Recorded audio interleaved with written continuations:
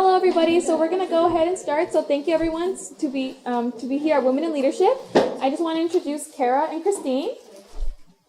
So Kara works for Mercer Advisors, and this is her client Christine. So they're gonna go ahead and start. And thank you everybody for coming.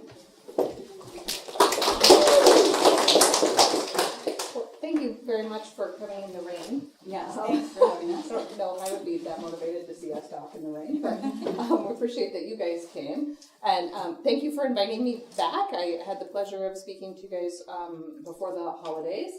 And so I thought that I would just give you just a little quick snapshot if you weren't here when I talked about being a wealth manager the last time. And then what I really want to do is introduce you to Christine, because she is not only my client, but my very dear friend. And she is amazing.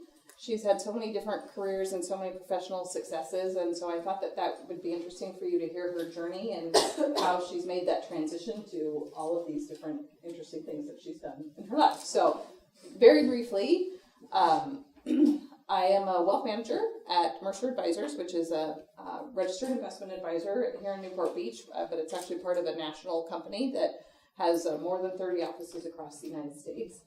I'm a certified financial planner and a certified divorce financial analyst. And when I came and talked the last time, it was to talk about being a wealth manager, what that means that I actually do. A lot of people think that it means that I build spreadsheets and analytical models and sit behind my computer all day, which I do sometimes. But that is not the reason that I love being a wealth manager. The reason that I love being a wealth manager is because I get to work with my clients. And they're all different. They all have different goals. They all have different things going on in their lives. So I never have the same day twice, which is great. And what I get to do working with them really matters in their lives and allows them to do what they want to do, see their dreams, and I get to share in that. So when Christine calls and she'll tell you about how she's just doing that, she's an entrepreneur and starting a business and says, here's what I'm thinking. I get to be included in her thought process and see what she's doing and share in that. And it's really exciting and interesting for me to get to participate in that. Far and above the, here's what your portfolio returned, here's what your tax situation is, let's talk about your retirement plans. All those things are really important, but that's not what gets me up in the morning every day. It's getting to see what all my clients are doing. So you can certainly ask me any questions that you want about being a wealth manager if you're interested in that. I will say that you don't have to necessarily be a finance or business major to be a wealth manager. I think some of the best ones are communications majors and psychology majors and English majors, because it's all about communication and working with people and really being interested in people. But the main purpose of why you're here, and when I was asked to come back and was thinking about what would be an interesting topic, would be to talk about transitions. Because when I was in college, I would have probably fallen down laughing if you had told me that I was going to be a wealth manager. That was so far off my radar screen that I couldn't even comprehend that. I thought that I was going to be a diplomat and live all around the world. And turns out that I actually followed in my dad's footsteps. He's a CPA, and I ended up going into business with him and founding a firm, which then was eventually acquired by Mercer Advisors. So that wasn't even remotely what I thought, but it was a big transition in my life, and we can talk about that more later, that sort of generated that. But more interestingly, I think, is Christine's journey. And she has had so many different careers. She's was an actress and a model. She's been a philanthropist. She's a psychologist. She has a doctorate in psychology. She's a mom of 2 college students, twins. At University of Colorado Boulder, and now she is an entrepreneur starting her own business. So do you want to talk about, well, I think first why you have a wealth manager and how that helps in these transitions, because that might give them some insight about that. Definitely. Yeah, I mean, having a wealth manager is really important, because as whatever I'm doing, it helps me it actually helps me not have to think about managing things as much. I mean, I'm careful about spending and stuff, but Kara is like, no, you can do this. No, you can't do that because of that. Or you can do this. And, and she keeps me from going off the rails, from making a mistake, whether it be a tax mistake or a buying mistake or an investment mistake. She's she's really good. So I can just do what I want to do, and the rest I know is just watched and taken care of, and I don't have to worry about it, because taxes can get really hairy and crazy and cumbersome. So it just kind of takes all that out of my way, and I can just focus on what I want to do, whether it be raising my kids, or working hard on starting a business, or seeing my patients, or I have 5 dogs. I mean, there's lots of things. So, but if you'd asked me what I was going to be in high school, I was voted most likely to get married and have kids right out of high school. And I didn't. I went on to college, and or I was going to be a dog rescuer. That was going to be it. Which you kind of are. In my own way, I got there. But and so I went to school, and I got my undergrad and master's in psychology, and started working for Long Beach School District as a counselor. Well, and had multiple careers in college to pay for it. I know you talked about you 2 and 3 jobs all at the same time. Yes, too. I did. I've always worked really hard. So the one thing I will say is work really hard, because it helps you out. I was a makeup demonstrator. I was a preschool teacher. I was I sold timeshares in Maui. I was like, what am I going to do to get through school? And I did it. But then after I got my master's, I was working for a junior high as a counselor, and I had an opportunity. School's out for the summer, and someone approached me and asked me if I did modeling, and I thought, oh, that's a pickup line, But actually, he said, no, go see this person, and I did, and I started modeling, and then that led to acting, and then I did, little stuff like sitcoms and small parts in movies and stuff like that. It was great. It was great fun. I liked acting a lot more than I liked modeling. There was actually some of me in that, And then I started reading. So I got bored, because when you're acting, you get a job, and if you get 3 jobs in a year, you're like doing well. So you've got all this extra time. So I started reading scripts for a film company, giving notes on that, because I like to read and I like story. And so then I started working as in creative affairs with writers and producers, and going on meetings in the studios. And it was like, how did I get here? This is the weirdest thing. I have my master's in psychology. What am I doing? And the reason I even started modeling and acting was summer. I had time on my hands. I was out for summer school. So anyway, made that transition into, wanted to use my brain more, did that, and then decided I didn't like the entertainment industry. I thought it was not authentic. I thought it was disingenuous. I thought people were, they tell you what they needed you to do. They tell you what you wanted to hear to get things done. They got things done, but I didn't like the whole, anyway. So I just actually went in and quit and went back to school for my doctorate. And finished my doctorate, started I worked for a clinic for a while in Santa Ana, and then that went out of business because of funding, so I started my own office, and worked as a psychologist for, 20 years now, 15, 20 years, in different capacity, whether it was interning and then, anyway, did that. And while I was raising my kids, and then I was also very involved in philanthropy. So I always think it's a responsibility that we have to give back to our community. And if we have the means to volunteer time, do it. If you have the means to volunteer money, do it, because this is never an even playing field. So I was really, and then Kara comes in and tells me what I can and can't do. Like, no, but I want to, So she keeps me honest as far as how much I can afford to donate this year, how much I can, do if something comes up. And she herself is very philanthropic. So that is really important to me in an advisor, because she gets why. Yeah.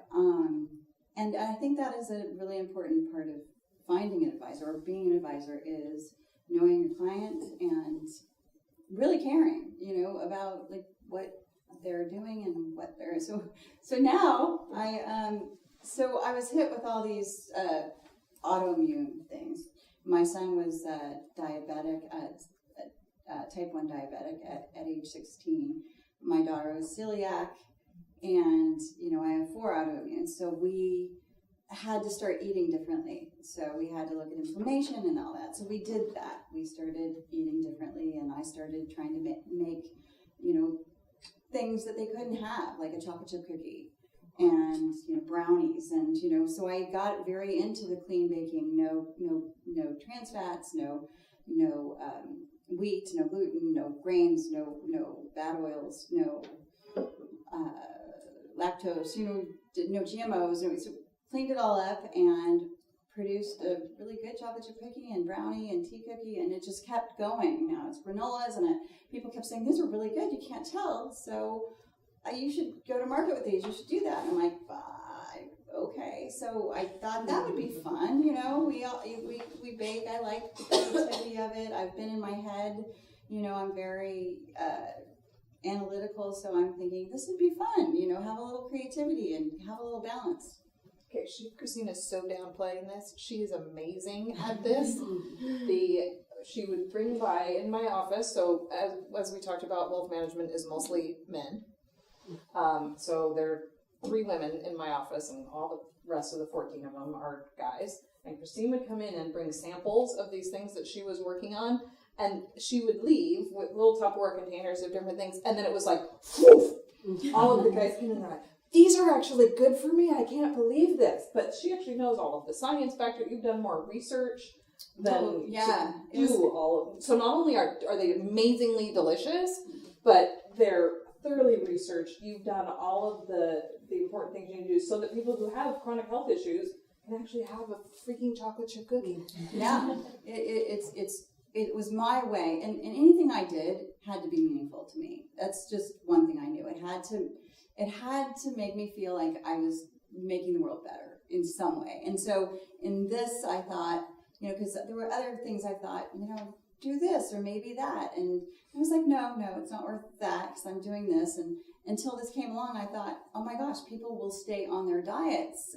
and stay healthy by having these, because otherwise, like, I get to the point where I want to just cheat and just grab that cookie, that Oreo cookie or anything, that's sweet. But when these are around, I'm like, I'm fine. So I can go long stretches without grabbing anything bad for me. My daughter, who's celiac, can't grab anything and can't cheat. My son, who's diabetic, same thing. They can't take a cheat day. They just can't. So it's for all of them. And then I wanted to do more, and so I thought, could I make this scalable? Like, could I scale this and make it into a real business? And so, Kara, what can I do and what can I not do? And she was, like, okay, avoid the hard costs, and here's, and she looked at the numbers and she looked at and she was like, you can do this. This is, and the cookies are good. so that's helpful. Yeah, that was the other key. Like, I think you can sell these. Like, people will buy them. Yeah, I keep getting people saying, when can I get it? How can I? And it's really nice because we started and then we stopped because we want to be gluten-free and gluten-free certified. Working in a commercial kitchen, you can't do that. So I got a bakery that we're working at. It's more of a specialty bakery. So. But that was a transition. I mean, that was like a transition. When Christine thought, how do I do this the way I want to do it? And so what it turned out was she tried to, if you know what a commercial kitchen is, where you can go and you can, it's amazing. I've been where a lot of chefs. People come in and you see things like at farmers markets where they're producing, there were people making hot sauce and salsa and different kinds of ethnic foods and the delivery meals and And you just sort of rent time in a kitchen that has all the equipment that you can use. And then what Christine was running into was, well, the times weren't great that worked with her, and it was getting expensive, and you had to have storage, and she was worried about being the certified gluten-free, so she started doing the research and figuring out, well, how can I do that, and actually bought a bakery. Right. Just decided that's what I wanted to do. And, it wasn't so much of a whim. It was kind of like all areas collided. So I specialize in the treatment of eating disorders. So I've had to have a lot of nutrition classes. And then I also, learned a lot about the glycemic index for my son who's diabetic for that reason. And then I learned a lot about gluten-free and the paleo protocol for inflammation, for autoimmune. So all those things kind of came together, and people were like, "You're a baker now? Wait, you're a psychologist?" And I'm like, you're not doing the baking. I'm like, "Oh yeah, I do what needs to be done."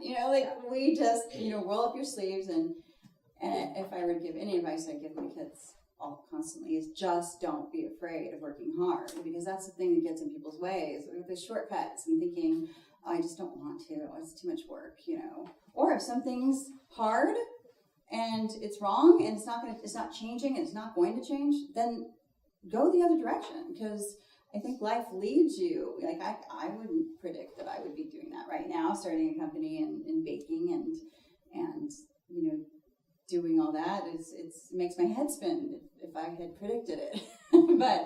but it's been fun, and having Kara in my life, I call her about the big things and the little things, and for her sometimes I think, oh my gosh, I get so many samples, it's so awesome.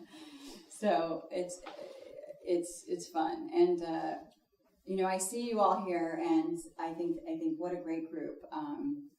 I admire you for taking the time to do more than just your studies and to look for leadership. I always did that. I went on, do you know YPO?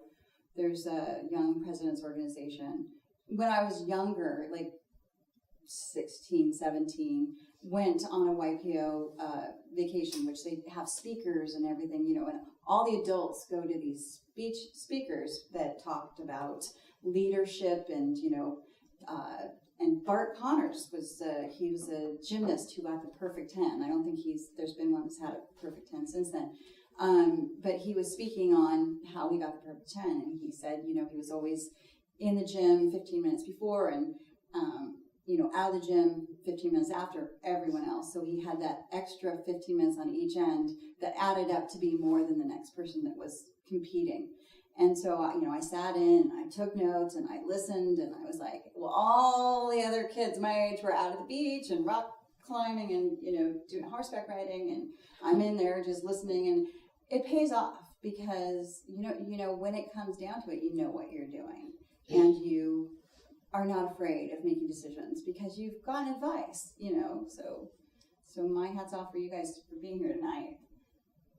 And the other thing that I think is probably related. I mean, this is a group of all women, and I work in a very male-dominated industry, and you've certainly run into some things with challenges related to not only early in the entertainment, but also I think just as you're going through now with this entrepreneur thing and building a business and finding out all of the different, and the things Christine has now learned about health department regulations and USDA certifications and all these things, and the questions people are asking her about, why are you doing this? What do you think are the things that might be gender related that you've come across, and how have you dealt with that as circumstances have come up? It's funny. In acting, there were. I mean, you get treated like you are just to be on someone's arm or something. Like, well, it's who you know, sweetheart. And that does occur. And with the Me Too movement, I think it's getting more and more away from that, and that's good. But as a psychologist, not so much. I think that women are respected as psychologists. And I didn't feel, the thing I thought was different was that I didn't mind if someone called me Mrs., but men often cared if they were not called doctor. So there was a different ego involved, but I didn't see any roadblocks. Now, but in the starting your own business, it's kind of funny because you get, we bought this bakery and we've done a lot of construction and we've done a lot of, and it's not the first time I've ever been involved in construction and a lot, so I knew what I was doing, but so often they treat you like you have no idea what you're doing, and people can see women as just not as smart. I think sometimes men, even women sometimes can talk down to women, and I think that's a huge mistake because we need each other. We need to know, we know. It's just that the men's club, and you guys, have less of it than I think we did in our generation, but it's gone backwards a little bit lately. But I think that men tend to marginalize women a bit, whether it's dealing with, the health department or construction, someone talking to you about something that needs to be fixed or, what it's going to cost or whatever. it's funny, they'll talk differently to Chad than they will to me. And, I'm just supposed to bring them coffee, So sometimes I just let it go and let them, here's your coffee. I'm good with that as long as you're doing what I need you to do. But if I need to speak up, I am not shy in saying, no, that is not right. And that's not what we talked about, or that's not, be assertive. That's really important because that's the one thing I think that I would have encountered is people underestimate that I'll be assertive. They'll think that I'm just going to work too hard to be nice.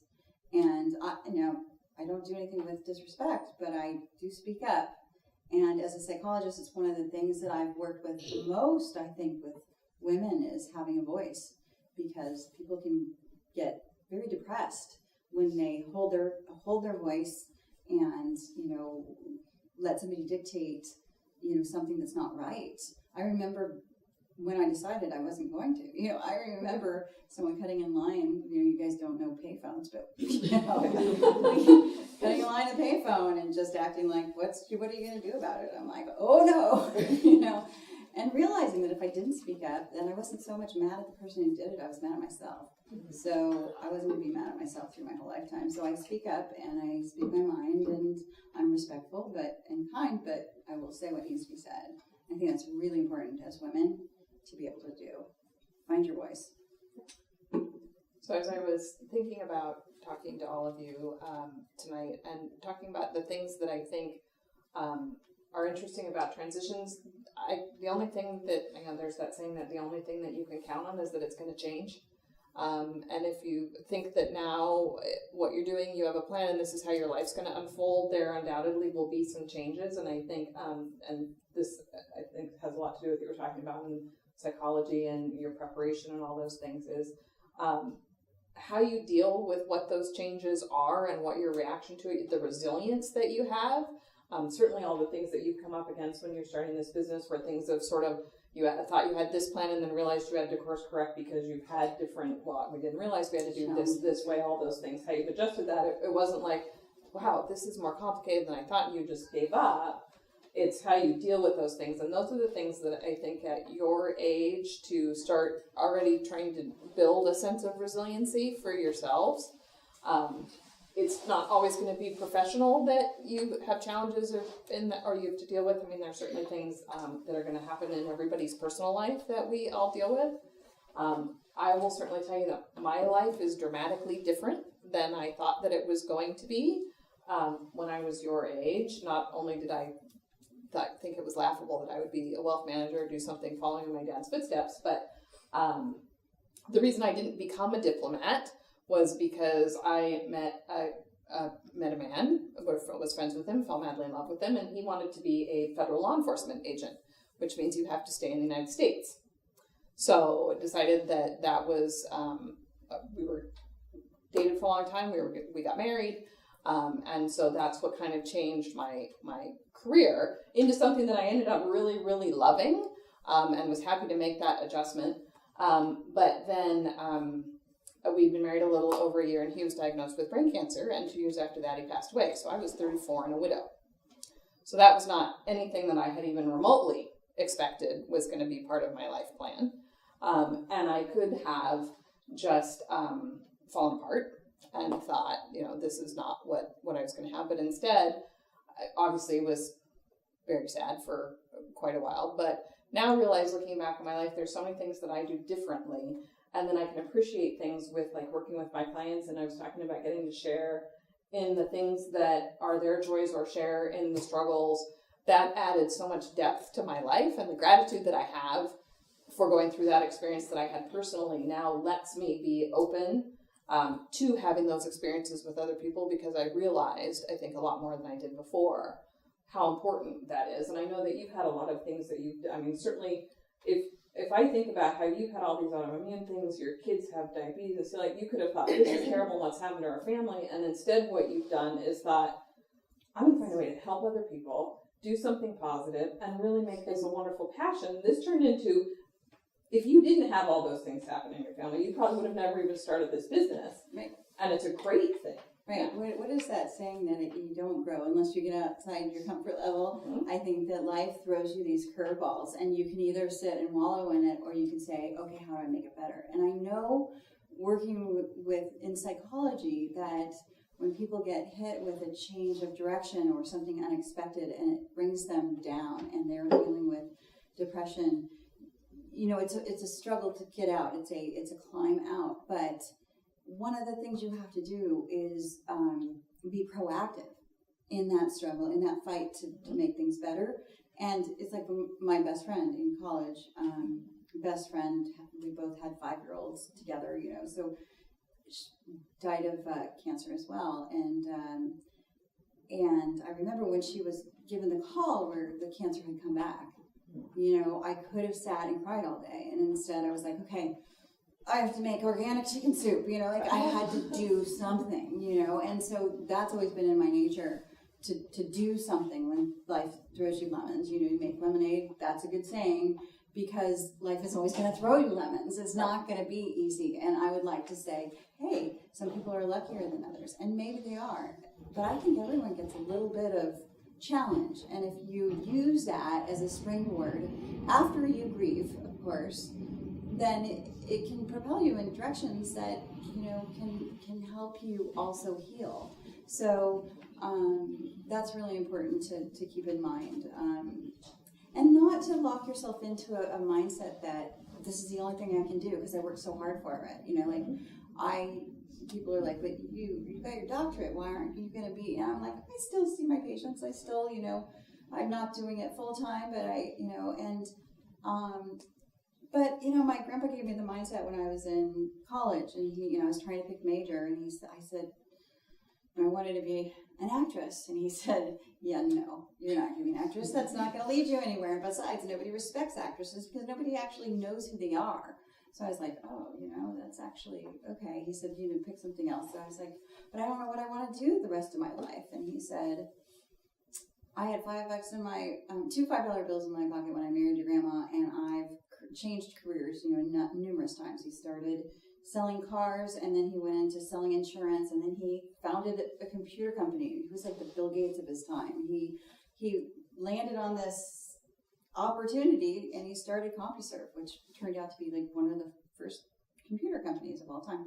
So, but he said, don't do something for the rest of your life. Do something you want to do now and do it well. And if something should change or it's not right, then change it again. But don't be afraid of change. Don't be afraid of change. And so I'm not so afraid of change. And that's one of the things I help my patients with is, well, then it's not working, change it, do something differently, just change it. So, I can't because we don't have the money to do that, or we can't because we don't, and those are real concerns, but there are also ways around that and ways to do it with, some help here or some, a partner there, or, there's ways to get things done, but don't fear change. Because that's all life gives you over and over and over again. I did not expect the things that have happened, and my kids haven't expected the things that have happened. But, we get through it and we adjust, and it becomes the new normal, and, you create something by it. You hear it all the time. Somebody loses somebody to cancer, they start the Cancer Foundation. It's like, oh, that's a great thing that came from something that was very hard. So grow from the struggles. The challenges.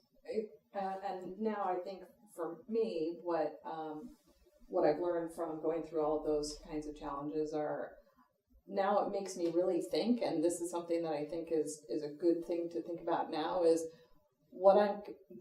I've told a lot of my clients this, and this sounds kind of counterintuitive for someone who's a wealth manager. You'd think that I would be super focused on, you need to make as much money as you possibly can, and that's my entire purpose, which it is not at all. How I like to think about it when I'm talking with my clients and how they're living their lives is the only important commodity that there is in the world is time. That's the only thing you can never get more of. You can always make more money. You can always have more stuff. But we all get the amount of time that we get. Not only just in every day, we're only ever getting 24 hours, but we don't know how long we have. And so that really helps me kind of focus on I say no a lot more because there are things that I want to say yes to, and figuring out what that focus is. And so that helps me when I'm talking with my clients and Christine says, I've come up with these things and I really want to do this bakery, to say, okay, well, here's what the structure is. And you've gone through several iterations of it now. All positive, but they've all resulted in something positive. Things that looked like they were going to really be a challenge was then she was like, okay, well, what about if we do this? Then we replan and talk about that. Yeah. But what I think is most... Sometimes life leads you in a great direction because of the stumbles. Right. I have to say that's been the case with the bakery. It's right. like, oh my gosh, how did we get so lucky? Yeah. And for something, we can't get gluten-free certification. What are we going to do? That's our whole company, And then, oh, look at here. This bakery is on a fire sale, and it's huge space, and we can rent out part of the commercial, to other gluten-free bakers and, cover our costs and done. It's like, oh my gosh, that's better. Now we can be certified, and I have my own bakery. It's like you take something that is a roadblock, and you're like, okay. Right. Let's see what we can do with this, and and business is one problem to be solved after another. so don't fear problems either, because that's what you're going to be dealing with.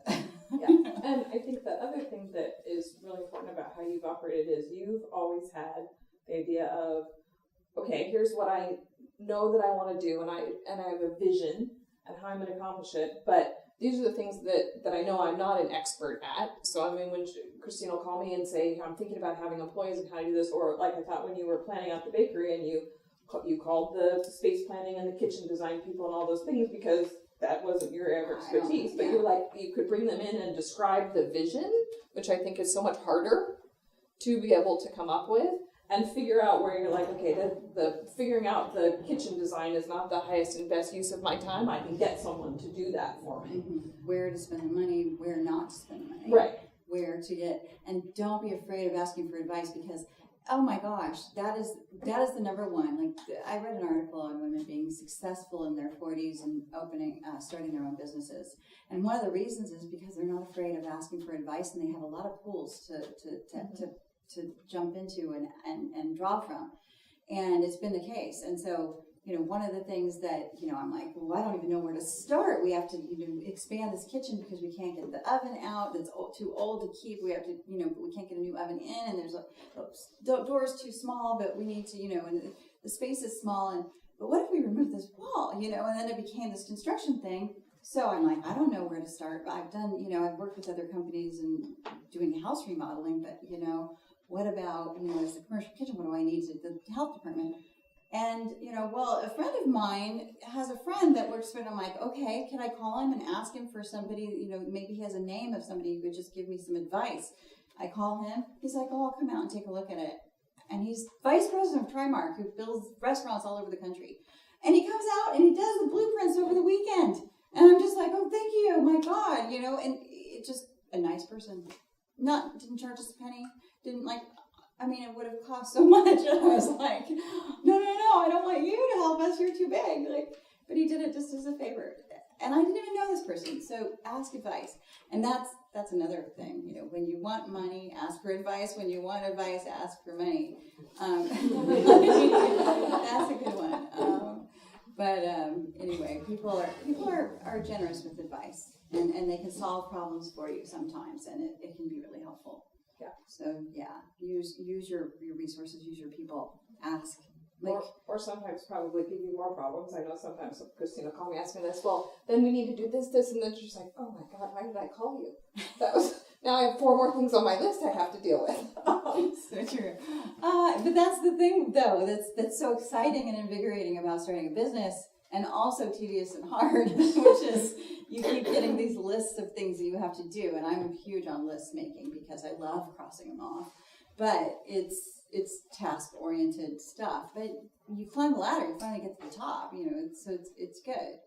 And creativity is really important, and just daydreaming and brainstorming, and get that partner that you can just kind of work with and create. It's fun.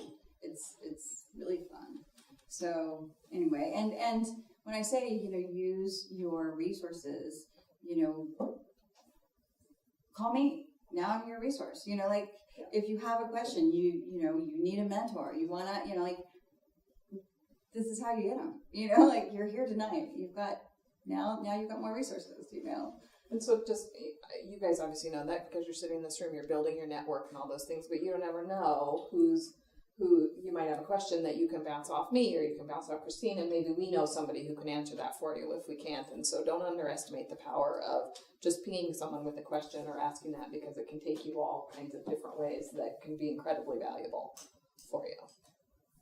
So that, we just kind of wanted to tell you the story of that, and then I think if you guys have any questions or want to ask about anything, we're happy to probably just talk be about your network. everything. Yeah. Ad nauseam. I couldn't possibly have any questions because we just said too much. But if you do, yes, please. You can follow Christine's Baking Company on Instagram. And they're working on their website. It's called LavenderLaneBakingCo.com. It's a work in progress. It's just starting. My daughter is helping me work on it because I'm a little old school. But Lavender Lane Baking Co. And Lavender Lane is the street I grew up on. So that's why the name. And they're working on, she's building her website so that people can order online and buy It should be things. up in the next week or two. Yep. So now that you've seen it, you'll be able to follow it and see how it grows. And Yeah, if you have any friends that are celiac or just following a paleo protocol. or you just like things that taste good. I don't do any of those things and still eat it. I like things that taste good. Yeah, that's always good too. I will be forewarned that if you leave them out anywhere where you have roommates or anything, people will steal them, because that does happen to me. If I have now people know if I'm seeing Christine and it's on my calendar, they follow me in the door of the office. I'm just like, what makes you think I'm going to share? So, And never be afraid of the shameless plug. Yes. Follow me on Instagram. Yes. Always use those opportunities. Yeah. So do you have any questions? I have a question for Christine. What's your favorite thing you've ever made? Oh, that's a good question. Well, in the gluten-free, sugar-free realm, or in the regular baking realm? Both.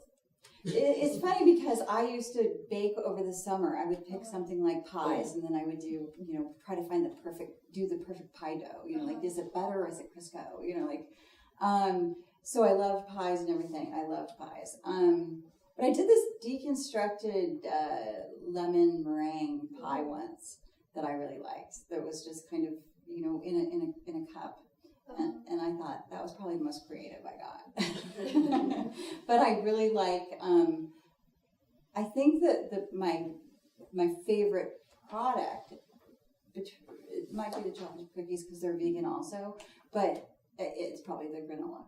The granola is really, it's just so healthy and so yummy that I'm like so happy because, but don't eat it all in one sitting because people have done that. It's all nuts and seeds, so they're a little sorry later.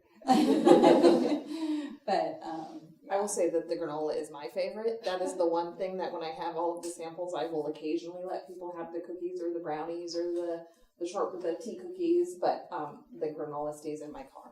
Yeah, it's a great to-go snack. Yes. Yeah. I did make the mistake once. Christine gave me 2 bags and I was going over to my parents' house. They were getting ready to leave on a trip, and I was thinking I was going to be super nice and let them have 1 bag, and then I realized when I got home that both of the bags had made it into each one of my parents' carry-ons, and I had no bags. So that's when I learned to leave them in the car. Because it's amazing, and you will see it if you follow Christine or look on the website when it comes up. All this. But remember, it's a work in progress. We're just launching. So we're launching this month, by the end of this month, and then we're launching in the gift market in April, May, spring. So the ultimate plan is someday she's going to be like Mrs. Fields and then sell it. Yeah. That is. Because As your wealth manager, that is the ultimate plan. Yes. Yeah. And I'm like, if I break even, that does something good for the world. But then, Right. but Do you then I understand how understand, many of these let's companies scale have this. been sold and we can sell it to Amazon in like 10 years? It'll be great. Right. No, but I send gifts to my relatives in Ohio, and I feel like I'm sending them poison by sending them like these, cookies that are made with sugar and and fat and trans taste fats, terrible. and they taste terrible. And well, some of them taste good. I will admit that.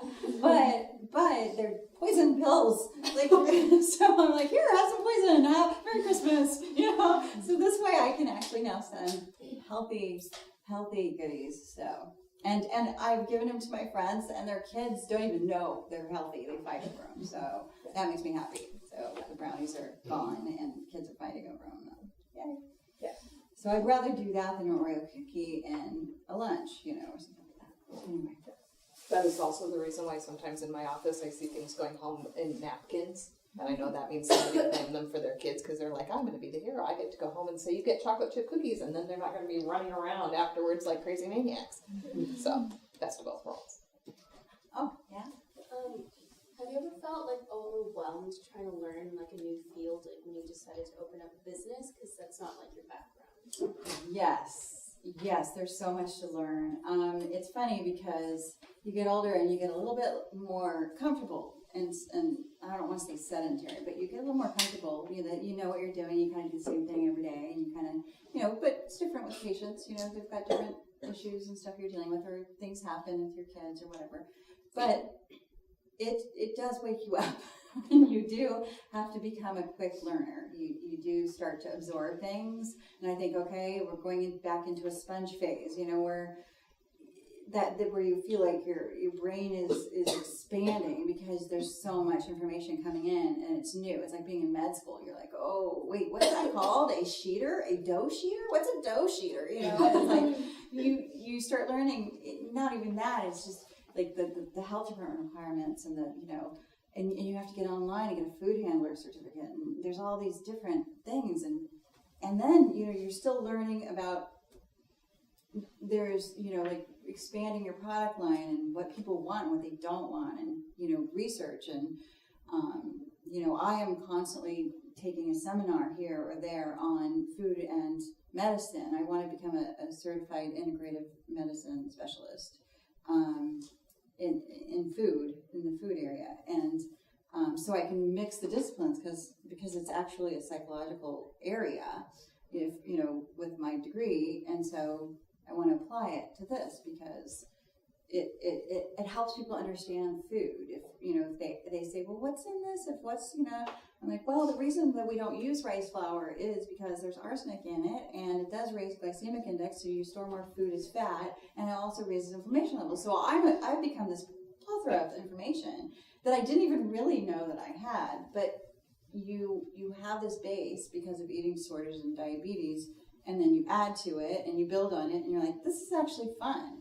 So it does become overwhelming at times when I will say, like, when you're sitting in the middle of a bakery that's under construction and there's plaster dust everywhere covering everything, and you're thinking, this is a food facility. I need to get this cleaned up, you know, and I'm never going to get it out of my hair. I'm never gonna get out. Oh, you come home and then your floor is covered with, you bring it home with you, and you're like, oh, this is horrible. I mean, but then you realize there's actually a company that does that post construction cleaning. So I'm like, oh, yay. You know, that if ever there was a time to pay for that, that's when you do it. So you kind of, when you get overwhelmed, when I get overwhelmed, I two things: either I take a walk with the dogs, you know, take it out of the park, throw the ball, do something completely mindless, or I meditate, because I'm always trying to get my patients to meditate, because it is the best reliever of stress, but it's also a really good thing for quieting the mind so you can let creativity in. So meditation, I will say, if I can give you one piece of advice, do it. You know, and by the way, people are like, I just don't know how, or I'm just doing it wrong, or no, there is no wrong way. I mean, meditation can be a lot of things. It can be prayer, it could be a lot of things, but it's just kind of sitting quietly and quieting the mind and just letting kind of things flow and release, and you let go of all the overwhelming stuff, and then you just kind of breathe, and it's such a nice thing.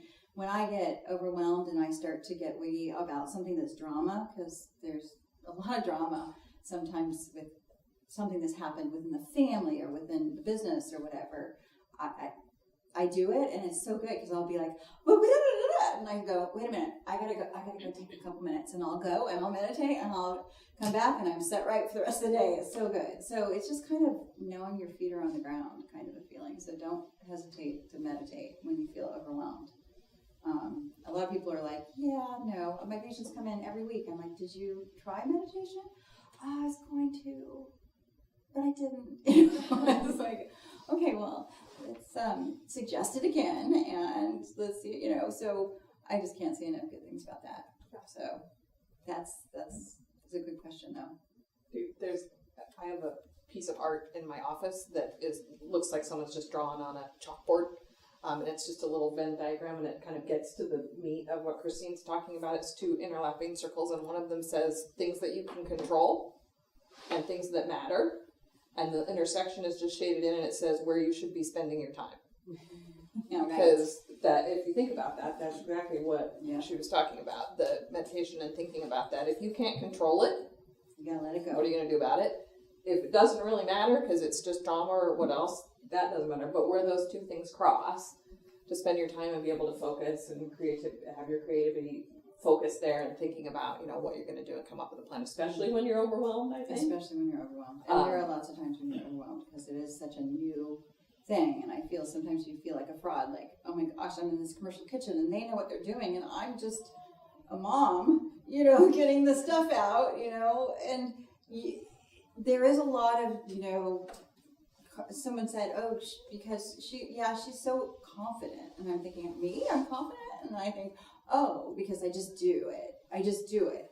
Even though I may not know what I'm doing, I still do it. I still nope, I'm going to do this. I may not know everything, but I'll get there, and it's a good, everyone starts out not knowing. Everyone. And even if they act like they know, it doesn't mean they're going to do better than you. It means that they may know more right now, but you'll get there. It's that whole imposter syndrome that you hear about, where someone feels like someone's going to find out that I don't know everything about how to get the bakery off the ground or do the certifications or all of that. And I've always really admired that about you, that you're just like, great, I'm going to figure it out. I'm going to ask questions. I'm going to find out because, I don't know about this, but I know I need to. So let's go. And it's totally, I think, the best and healthiest way to handle that is just be like, great, what resources do I have? Right. As a psychologist, same thing. Like when I started out, I was like, gosh, what if someone comes into my office and they've got a problem I can't help them with? And it's like, they sit down, they start, and I'm thinking, oh my gosh, am I going to be able to help them? Am I going to be able to help them? Well, 9 times out of 10, I had my education behind me. I had some experience behind me, yes. But that 1 out of 10 times, you seek help with it. That's how I specialize in the treatment of sexual disorders, was I had a couple come in because I was seeing couples, and they had some sexual dysfunction that was going on in the marriage.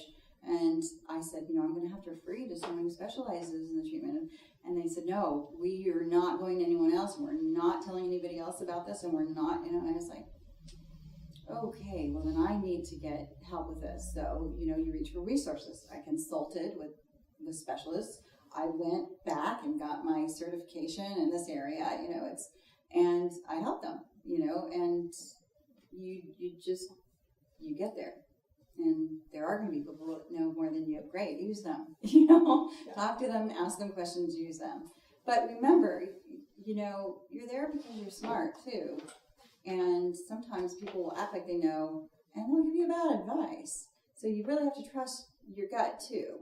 Sometimes you have to say, no. That's the other thing with being a woman, especially talking to people about the construction I was doing in the kitchen. We were expanding, we put up these glass walls and the whole thing. And I kept having, the landlord came in and the other contractor that was doing the tile, and someone said, I think you should really do this and not take that out. And, and I could have been like, oh, really? Okay. But instead I was like, no, this is what we're doing. No. I've thought through my process of how I want to work in this space. And it's like, well, what if we just brought the wall to here and then you use this space for it? And I'm like, no, because, I don't have to explain myself to you, but I have a plan here, and this needs to be bigger because I'd like other gluten-free bakers to come in and bake here so that it covers my overhead. So no, we're going all the way to the wall, but you have to speak up because they will be like, well, I've seen this before and you really should, and they do know more than you in construction, but you have to know what you're doing too and trust that and trust yourself. Is trust your instincts too. Instincts with women, I think, is a superpower that we just don't rely on as much, or we don't trust it. But it's there, and it's there as much as male ego is there. Sorry, Brian. We like you. It's okay. But as a psychologist, I know how men and women operate, and women are very intuitive, and and men are too. Some men are too. It's not saying they aren't. I'm just saying that women have that. It's like, okay, and I'm not even saying that from a place of superiority. It's how the brain is wired, and how I studied how differences in brain areas and layering and how the brain works, and there was a great article on, anyway, I'm getting way down in the weeds, but there was a great article on how women operate more on the inner layers of the brain and what men operate on the outer layers of the brain. One of the things that it makes women good at is that brain areas talk to each other faster. The communication between brain areas is faster and easier, whereas men on the outer layers, it's not as fast, it's not as easy. So they are better at focus.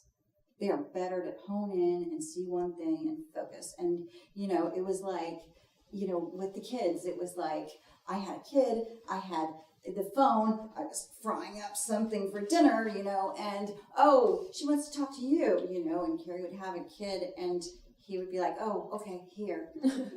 Hello. It was like he couldn't hold the child, and he couldn't do two things where I was doing three, So the thing, and they're twins, so twins, yeah. There are two children needing to be held. Right. And so, but the thing that women are better at, because the brain areas talk to each other, is one is multitasking, and two is bringing emotion or critical thinking or into the brain area that is the topic. So if I was on the board of Chalk for 8 years, and if we're at a board meeting and we're learning about the overdoses that are going on in Orange County with the kids, and I am tearing up, and you don't want to tear up in a board meeting because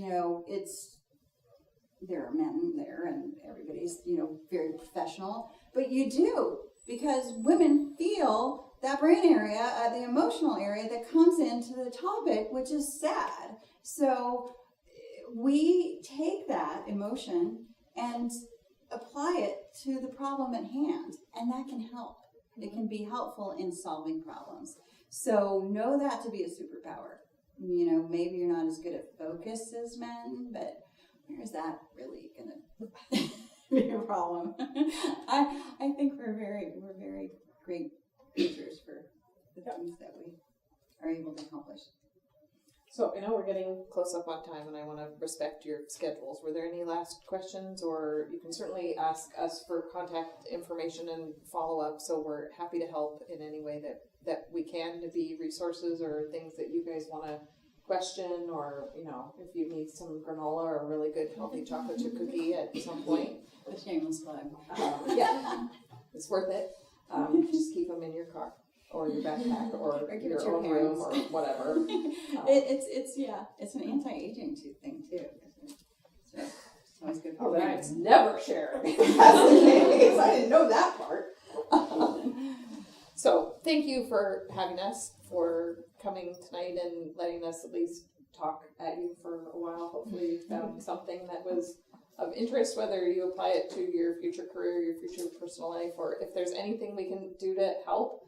I talked Christine into coming tonight because she said this was an important cause to her, and supporting women that are coming professionally and achieving what they want to do is really important to both of us. So please reach out if there's anything we can do to help you on your journey. And I am here tonight challenging myself because I don't even like talking in front of groups. It's a big fear of mine. I was a little butterflies all day today. But You don't grow without challenging yourself. That's what I hear. You can't tell by the way I won't shut up, but yeah. Two different things. So if you need my contact information, I have cards. You know how to reach me if through the organization. Just let us know if there's anything that we can do. Thank you so much.